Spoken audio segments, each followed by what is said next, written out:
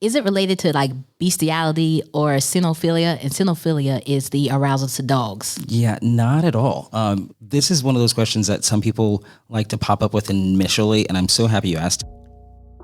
You are now listening to another episode of the Kinky Hedon podcast. Here's a word you should know for today's episode: scene and or session. In the lifestyle and or BDSM and kink communities, a scene is a period of time in which you and a partner may play. Example, if you're role playing as a sexual housekeeper, that would be the scene where both parties have agreed to. Usually there are cues that begin, pause, and end the scene. And if it extends maybe outside the home or outside the bedroom, it can also be referred to as a session. Today I will be interviewing Sebastian. And Sebastian, what was your sex at birth? At birth, I was assigned male. Okay, and since this episode is audio only, how do you present? I think generally daily when people see me, they would see a male. I do kind of wear some more effeminate earrings, some, my nails are a little bit longer. So I think generally when people see me, they basically see a male. What are your pronouns? Well, for me, my pronouns that I would present with on a day-to-day basis would be they, them. And what does they, them mean exactly? It's a good question. It's more about being kind of non-binary, not really subscribing to a male or female kind of subset. And how do you identify your sexuality? Sexuality for me, I generally identify as queer, just because I've gone from like bisexual to gay and then, pansexual for a little bit. And then, those things aren't necessarily just, you can jump from one to the other. It's more of just kind of how your sexuality flows. So I think I've kind of settled on queer. We're going to play a word game and see how many kinks and fetishes you actually do know. Okay, this would be fun. Acarophilia. Acarophilia. Pass. If it helps, it's ACAROPHILIA. Acarophilia. I don't know that one. Arousal from scratching. Oh, then I should be a professional at that. Like I have super great nails. I can scratch people. You do have great nails. It says scratching is often an element incorporated in the rough sex. Yeah, absolutely. Like, it plays well. Okay. And if you are aroused by thunderstorms, what's it called? Thundorophilia? I don't know. Is that just me liking Thor? That's cute. I think that we should call it that, but that's cute. What is it called? Brontophilia. Brontophilia? What's the root, please? I don't know. Wow, brontophilia. I'm going to have to look that up because I don't like saying I don't know on my own show. I look real stupid right then, didn't I? I know. Anyway, Bronto is Greek for thunder. Now back to the show. Okay.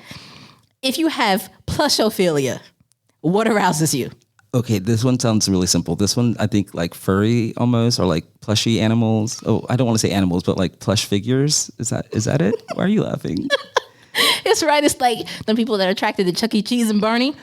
Wait, that's stuffed toys or people in animal costumes such as theme park characters.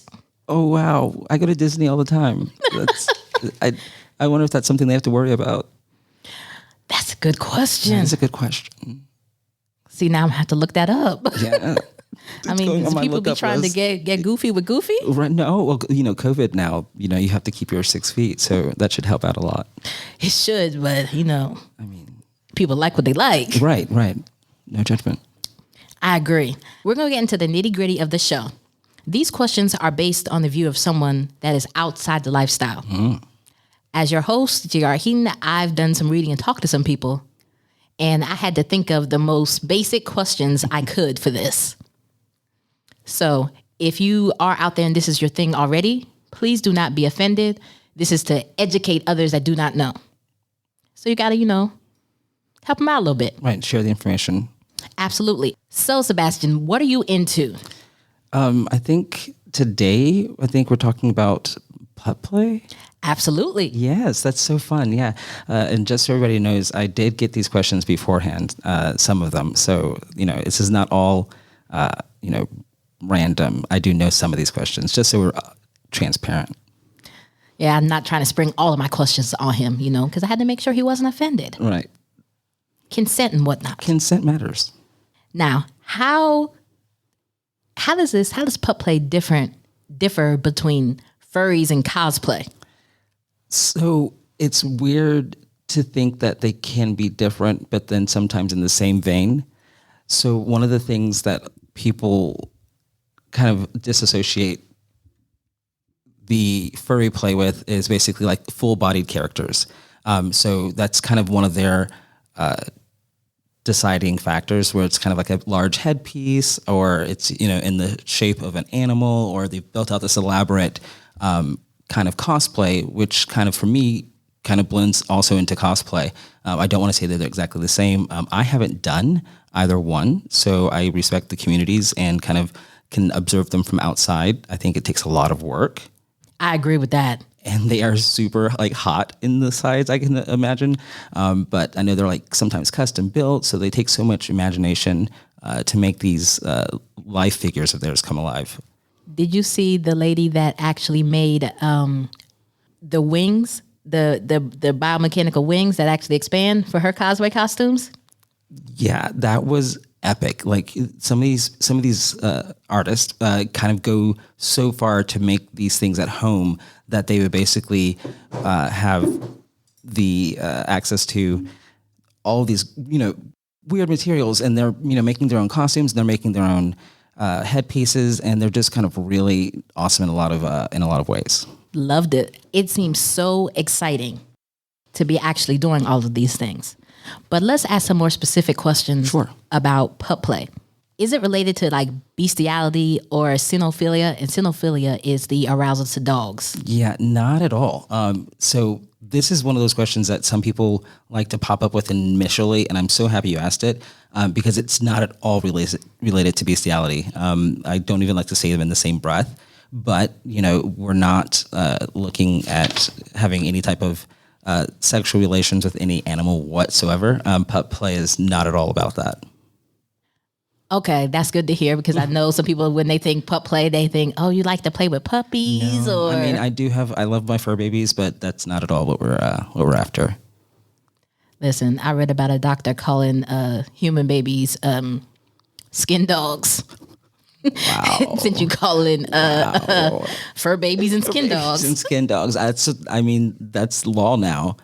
I mean, I was like, well, you can't knock him for that. I mean, it sounds creepy, but can't. I mean, he has his preferred language. Now with this, like, people always want to know the origin. They think everything starts with childhood. Mm-hmm. So of course, the obvious question is, did you have a dog as a kid? Is like. Yeah, I think in the community, people have had animals and they have not had animals. So it's not, like I said, directly related to any animal features or any animal kind of, I would say, notions. A lot of it is, let me answer the question first. Yes, I had two Great Danes and they were amazing. Their names were Zeus and Calypso. And they passed away. My first dogs passed away when I was about 6 years old because, like I said, they were already pretty old when I was born. But I don't even kind of think about them so much as when I'm in the play session. More so thinking about the BDSM aspect of kind of giving respect and showing vulnerabilities. And just kind of being a different character. You kind of have like a fursona, if that makes sense, of what your personality is like while you're in the session. That makes sense. And I love Great Danes. I used to work at a pet store. And those are most of the sophisticated, bougie-looking dogs. They are extremely bougie. People think that the poodle is the bougiest, but Great Danes definitely take the cake. They're also big couch potatoes. I've seen that. Yeah, and they take up the whole couch. Yes, Great Danes are huge. They are some big dogs. What was your first experience with pup play? Since we established that it's not about you wanting to stick a dog, it's not about you wanting to actually be a dog forever. Dog, right? No, I don't. Okay, so how does it start? So I think my first exposure to pup play was at a Pride. I think it was in Atlanta, and I saw What is Pride? Pride Pride. Okay, so Pride is everything, and Pride is amazing. So Pride is where you get to come out, express your orientation. You can express your love for anyone, and basically just be in this huge celebration of everyone that is sharing love and positivity. Pride sounds like one party. It can be. It can be extremely educational. We just had Stonewall 50th, and I'm going to let people kind of Google Stonewall if you don't know about it already. It's a great place to start, and a great rallying call for equal rights across the nation. Okay, pause the show. It's June 28th. You having a great time at the club with your friends. You doing your thing. And then the police bust in. They dragging folks out into the street. Next thing you know, 6 days worth of protests and riots. History repeating itself? Because that sounds really familiar, right? But that was in 1969. Can you believe that? And it was called the Stonewall Riots because it happened at the Stonewall Inn in New York City. Now back to the show. Care to get a little deeper? Black Lives Matter and the gay liberation movement are intertwined. We'll talk about that more later. Now back to the show for real. I love that you call it a riot because I just read that as well. Mm-hmm, yeah. And I thought that was really cool. I just wanted you to explain pride because I don't think that I can adequately convey what pride is because I happen to be straight. Yeah. So Pride is basically just like a big exhale of the queer community at large, where we can kind of come together and just kind of show each other and show everyone around the world of what we're proud of and being our brothers and sisters and just kind of being out there with everybody. What did you learn at Pride about pup play? What did you see or what happened? Or was it like a class? Tell me more about that. Sure. So like I said, my first exposure was during the mass parade in Atlanta, and we were just kind of me and my partner were walking around, and we saw these people in in anthropomorphic kind of headpieces, and they were leather. Whoa! What does anthropomorphic mean? Anthropomorphic is like, okay, so it's like if you stretched a dog and reshaped it into somewhat of a human. So like it's like think about some of like Anubis, where it's a dog head human body.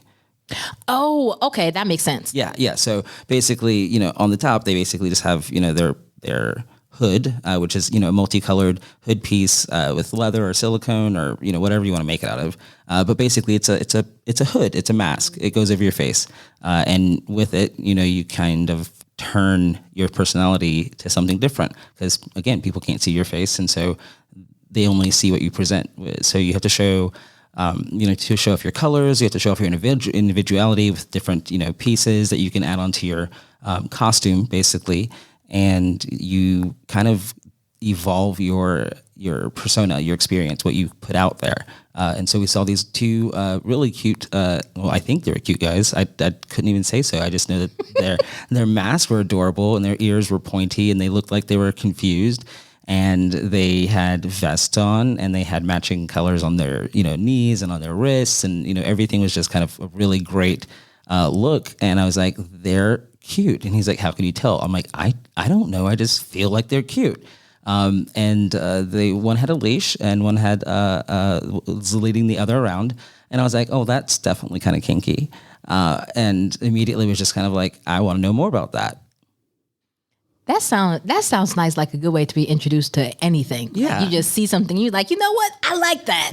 Yeah. I like that. I think that we should, that's what I'm trying to do with this podcast, create a safe space to be able to say, you know what? That sounds really cool. I like that. Right. And go forth and pursue it without anybody feeling any type of way about it. Or if they do, don't say that shit. Right. But I think the great thing about this podcast is you can experience that in private. When I've listened to your other, the other segments, being able to listen to those in private and kind of share them with friends, we kind of get a different respect and a kind of different look at some things that we might not have been exposed to. I appreciate that. I needed to hear that. I'm here for the validation. Thank you. What do you wish you knew about it when you first started out, thinking back? That you don't have to eat out of a dog bowl.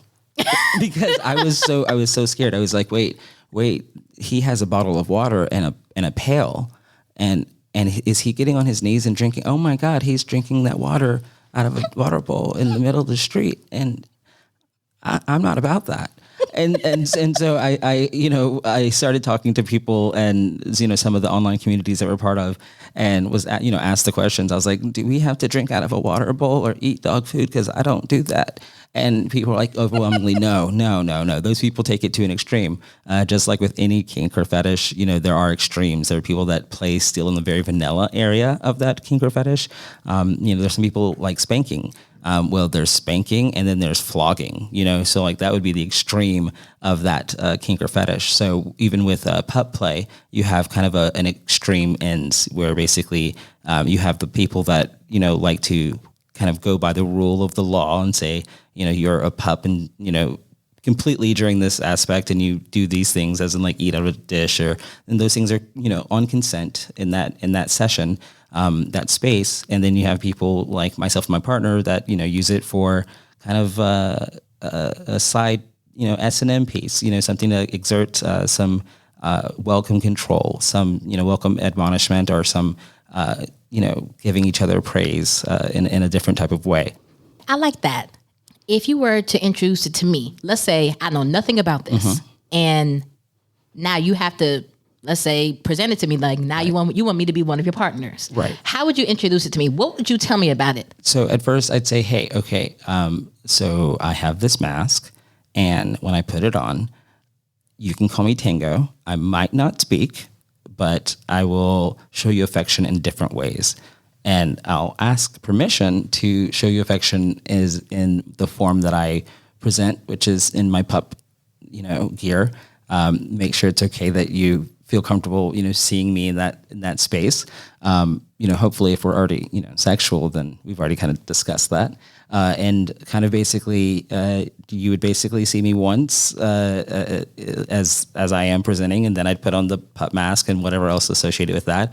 And my persona would change. I would basically be playing a character at that point. And that character for me is kind of a more dominant character that I don't usually let myself portray when I'm, in my day-to-day life. Okay. I kind of have a macho alpha vibe, when I'm in my pup gear, and it's something that, it allows me to express that, during that session, during that play. When you say express yourself in other ways, does that mean, so it sounds like pup play is role-playing as a puppy, as in a puppy may want to snuggle you, a puppy may want to lay near you. It explores the world with their nose or with their paws. Yeah, absolutely. That's such a really good observation. Yeah, pup play at its core is basically allowing yourself to be more sensitive, be more adaptable, more amenable. So again, in the S&M community, a snap may bring you to attention and then have you, do something for or with your alpha. But you're right. There may be more snuggles. There may be more non-vocal communication with the pup may stare at you in a certain way, tilt its head to ask a question. But yeah, just kind of being more vulnerable in a different state. You're very astute. Thank you. Now, when you're in the midst of a scene, how do you cue that it ends or that you may need to pause? So that's a really good question too. So some sessions or scenes last for a specified amount of time, and then some sessions or scenes are built out throughout your day. So one of the main things that you can do to end a scene is to take off your hood. And usually if you're taking off your hood, you're basically kind of coming out of that persona and you're basically back to yourself, quote unquote. Some people don't have changes. They just then speak as themselves versus their pup name. A lot of people have their real name, Sebastian, and then I have my pup name, which is Tango. So if my partner calls me Tango, then I know that he'd like to initiate a scene, or if I refer to myself as Tango, or if I refer to him, other physical things like nuzzling, then that might cause the starting of a scene. So you kind of start it and end it the same way, kind of with safe words that aren't really safe words. It's kind of like communication of things. Like if I say, my pup name, then it's like, okay, well, we want to play now. Is this only a gay or queer thing, or is it only related to sex? because as it can, I'm sure there are other people that may find this interesting, people that identify in different ways. So is it like only for a subset, or is it open to everybody? Yeah, it really is open to everybody, which is really cool because one of the things that the pup masks do is it gives you some form of anonymity. So whereas in communities where we might go for communication with other pups, we have pups that identify as straight, but may not be their person might not be straight. We have people that identify in multiple different ways that change identities during pup play. So it's absolutely for everybody. And it's not always related to sex. It definitely can be fun during sex. But again, like I said, for me and my partner, we have a situation where we usually are in some type of public session, some type of public space, and I might be referred to as my pup name, and then I know that either I've done something wrong, or I'm in trouble, or I'm in store for something very, very interesting that night. But like I said, it's different for everybody. It's kind of like BDSM. Those rules kind of can apply to your life of being a submissive or a dominant, and it's just another way to express that. Now, with this. Now that we've covered whether or not it's for straight or gay people or anyone that identifies in any manner. Right. If you were to be, what's the farthest extreme you can think of? Is it are you willing to be that you're willing to do? Are you willing to be collared in public with a leash? Are you, even if no one's holding it, are you willing to as you grow in it, are you willing to maybe eat some chili out of a dog bowl at the house? I mean, no. So I think I'd be willing to go out with the collar. The collar and the leash wouldn't really bother me, because again, the pup mask lends itself so well to anonymity that unless somebody had seen me before and then after putting the mask on, they really wouldn't know who I was. So yeah, collar and leash. Perfect. Yeah, I can be walked. But again, I walk on my two very strong legs. And I don't think you'll ever see me eating the chili out of a dog bowl. Sorry. I don't know. It's something about eating off the floor for me. I mean, it's just me. Yeah, I can't. I mean, and I'm not saying that you shouldn't, I'm just saying that it's not me. It's not you, It's not me. It's not your personal cup of tea. No, not my Earl Grey. Are there like playpens for pups that pups get together?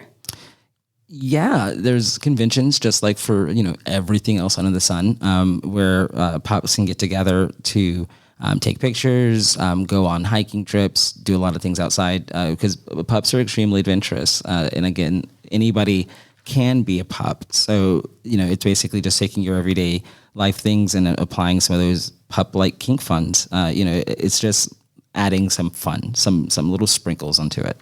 Can you be any type of dog here? You know what? I'm pretty sure you can be. I've never asked or been asked what type of pup I am. What would you be? Well, I guess some of my partners would say a mastiff. Oh, wait a minute. What type of mastiff? You talking like where you're a 6-month-old mastiff and there's like a 200 pounds? What type of mastiff? You talking like American? More American mastiff, yeah. Or Tibetan? No, not the Tibetan mastiff. That'd be great though. I think if I was going to do it, of course, I'd have to be a poodle. No, you'd be a Shih Tzu or a poodle. A Shih Tzu? Or a Shoodle. I could see that. A Shih Tzu poodle mix. That would be hot. My ex had Lhasa and I kind of like those. But it's the hair for me. It's the hair for me, yeah. It's the hair. I can't. I'm bald now, and I used to shave my poodle bald, and I don't mean my coochie. I meant my actual dog. Like my actual dog. I had a dog. Right, yeah. Shout out to Molly, rest in peace. Me and Molly, rest in peace.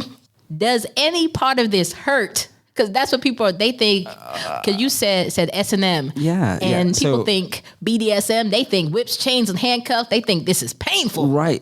And there is whips and chains, right? Thank you, Rihanna. But there are different aspects to any kink or fetish, and there's spectrums. So on this end, I don't involve any pain in my pup play when I'm training a pup or when I'm being being handled. There's no pain on my end. Until I've asked to been spanked, then that's a whole nother podcast. I appreciate that. Last question. Okay. What do you wish that people would stop asking you about it? But you think that they should also know, though? Yeah, it's a double-edged sword, right? So I wish people would stop asking about bestiality, but it's such an apparent question that I think it still has to be asked. And so until we get to a place where we're, equally educated about fetishes and kinks as we are about, football teams and NASCAR, I don't think that those questions will stop, which is fine. Like I said, I wish people would stop asking them, but again, they're very needed to make sure that people do know and understand, and kind of get the understanding. If you met someone and they wanted to ask you about this, what would you want their first question to be? What's a safe question? Because some people, they don't know. Some people don't ask questions because they don't want to be perceived as it being mean, or is it being malicious? But they still want to know. Right. So I think any question is okay with proper intent. So it's really not about the question. It's how do you intend that question to be heard, to be used. If you're coming with knowledgeable intent, I usually don't take any question negatively. But you have to admit, sometimes your intent doesn't match your impact. Like for me, Correct. I have a strong voice, so I have to work doubly hard to ask people questions that still make them feel, I don't want to say safe, but that create a safe space for them to answer it, to create a conducive environment, to foster, that's what it is, to foster an environment where they feel like I'm not trying to judge them just because of the tone of my voice, if that makes any sense. No, that makes perfect sense. And again, I think you bring up a really good point about the intent and the impact. I think if, depending on the space that you're in, I think that could help, ease the question, or even, give you that type of permission. If you're in a learning space, a learning environment, then that's the type of space you should seek out if you have questions like that, and probably not just ask somebody, in their everyday, environment, like, hey, I heard this, and then, trying to go off of that. But heck, if somebody is in, a pup hood and you're at a pride event, or you're, outside and you see somebody, that is, presenting in a pup-like manner, I don't say that gives permission to, approach and then ask your question. But I think it's easier to say that they would be more open, more receptive, to being asked. That's actually pretty good, because I think that as a straight person, or as a person that's non-queer, because that's my new favorite term. Right. Because I think queer is like, it covers everything. So non-queer people, to put us in the minority for once. Right. I think it's so hard to ask those questions without people assuming that of yourself. Because for me, my curiosity made a lot of people think that I was queer, just from sheer curiosity. Right. I think that was one of our first meetings. Like I was like, oh, I see you. Listen, I think you were wearing this fire black eyeliner, and that waterline, perfection. Right. Me, I suck at all types. Anything that if it looked like it might be a makeup, womp womp, I'm done. But you just had it. You came out the bathroom just like amazing. And in my mind, I sat down next to you. I was like, I'm gonna give him an oatmeal cookie. Those are such good oatmeal cookies. Oh my God. Yes, they were. They were delicious. They were delicious. I miss those. Me too. But in my mind, I sat down next to you, and I was like, I'm gonna slide this cookie over. Mm-hmm. She had me at the sliding of the cookie. I was like, oh, she knows me. Mm-hmm. And then I don't even remember how I phrased it. I think I said, like, I have a question. Mm-hmm. And I didn't, and I think I told you that I didn't want to come off bad or Right. But I don't remember what that first question was, because I know it wasn't, are you gay? No, it was something. It was almost a question compliment, because I just remember being kind of a little caught off guard. I was like, oh, I see you. You fed me. That was all that mattered. And you know what? And we've been low key lovers, since then. It's the Secret cookies. lovers. It is the cookies. It's the cookies because that's my favorite dessert. Like it's compact, it's portable. You can eat it in a pup mask. It's just it's well rounded. Get it? Oh, really? Well rounded. That's what you did there. Oh, that's a good question. Do you just be sitting on the couch chilling in the pup mask eating cookies? Only on Tuesdays. Only on Tuesday. Oh, okay, so not today, tomorrow. Not today, tomorrow. Yeah, tomorrow. And because I guess I've seen them, but I've never actually seen them with the open mouth.